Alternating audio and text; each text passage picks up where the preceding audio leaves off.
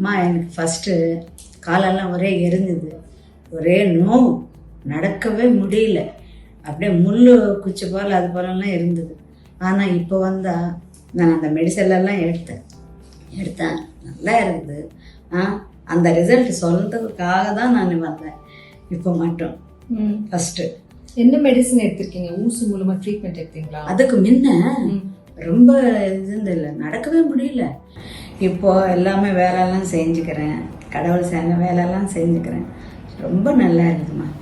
இப்போத்துக்கே ஒரு 40-50 மெம்பர்ஸ்க்கு நான் சொல்லியிருக்கேன். நான் சென்னைக்கு போய் மெடிசன் எடுத்துக்கிறேன், நல்லா இருக்குது. இப்போ நாங்கள் எங்களுக்கு நெல்லூர்மா. நான் இந்த யூடியூப்பில் பார்த்து வந்தேன். நான் அது எங்கள் அண்ணா நானும் வந்தோம். இப்போ நல்லா இருக்குதுமா எனக்கு. நீங்க இங்க வந்த காரணம் பாதை எரிச்சல், 2 பாதத்தையும் நல்ல எரிச்சல். ஆமா, அந்த எரிச்சல் பத்தி சொல்லுங்க. இப்ப ஒண்ணுமே இல்லை. அதுக்கு முன்னாடி நடக்கவே முடியல, ஒரே எரியுது, நோவு, சுத்தமா படுத்துனே இருந்தேன் நான். ஒரு 3 months நடக்கவே முடியாது, எங்கமே போறதில்ல, அது போல இருந்தேன். ஆனா எனக்கு ஒரு வீட்டுல கொஞ்சம் பேஷண்ட் இருக்காங்க, அவருக்கு வேலை செய்யணும்னா கூட முடியல எனக்கு. இப்ப நல்லா இருக்குது. இத்தனை ஹாஸ்பிட்டல் போனாலும் முடியல. விஜயவாடாக்கு 2 or 3 times போனேன். ஆனால் நல்லா ஆகிடுமா, ஒன்றும் ஆகாது, ஒன்றும் இல்லை, உனக்கு பிளட் இல்லை, நான் என்ன பண்ணுறது, அது போல் சொல்லியிருக்காங்க சார். அவளை நம்ம ஒன்றும் கேட்க முடியாது. சரி, அது அந்த மெடிசனெல்லாம் வாங்கிட்டு வந்துடுறது, அப்புறமா தூங்குறது. அது அந்த டேப்லெட் போட்டுக்குன்னா தூக்கம் வந்துடும். அந்த டேப்லெட் போட்டுக்குன்னா ரெஸ்ட் இல்லை, நீங்கள் தூங்கலாமே அப்படின்னு சொல்லுவோம். எத்தனை நாள் தூங்கலாம்? எங்கேயும் போகிறதுக்கவே முடியாது. ஏதாவது பார்ப்போம். அந்த பொண்ணை எனக்கு எல்லாமே ஹெல்ப் ஆயிருக்கா.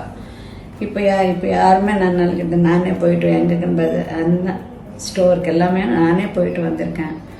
ரொம்ப நல்லா இருக்கு எனக்கு ஹெல்த்து. விஜயவாடில் காமிச்சானாலும் அவர் என்ன பண்ணுறது, அம்மா இறங்குன்னு அப்புறமா எனக்கு ஒரு டேப்லெட் கொடுத்தாங்க.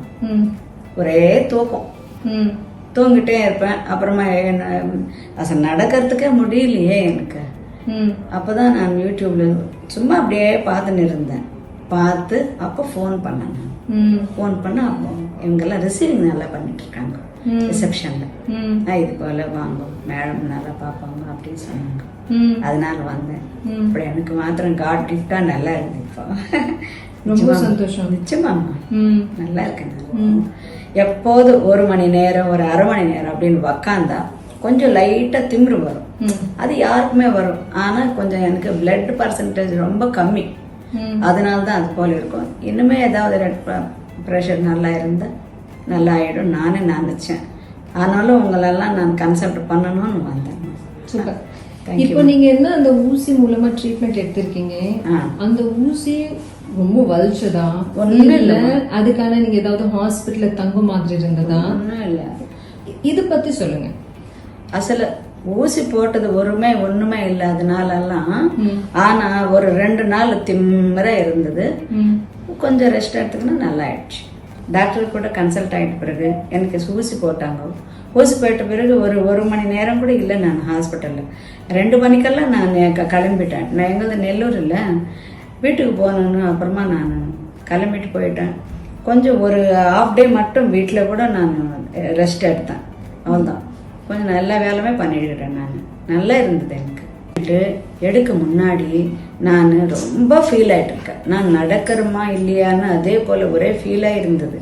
அப்புறமா இங்கேக்கு வந்த பிறகு எனக்கு ஊசி போட்ட பிறகு வீட்டுக்கு போனால் அப்பா ரொம்ப நல்லா இருந்தது. அதுதான் அங்கே அதுக்கு முன்ன ஒன்றுமே சொல்ல முடியாது எனக்கு. அவ்வளோ நல்லதாங்க.